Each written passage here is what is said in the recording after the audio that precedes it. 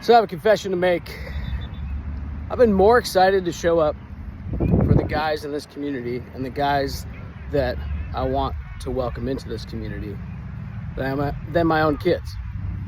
It's kind of hard to admit, but I realized that this week that I was really quick to say no to my kids and yes to work. I wonder how many of us struggle with that.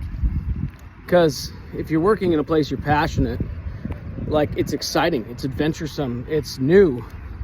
And for me, that's like something I look for all the time. You know, it's not exciting, adventuresome, and new and fun. My kids, sometimes. Most of the time they are, but sometimes they're not. Sometimes it's boring. But sometimes I gotta show up for my kids, even if it's boring. And sometimes I gotta show up for work, even though it's boring. So it's an interesting kind of thought experiment I've been having of, what do I do when I need to show up well for my kids and say no to my clients? And what do I do when I need to show up well for my clients and say no to my kids?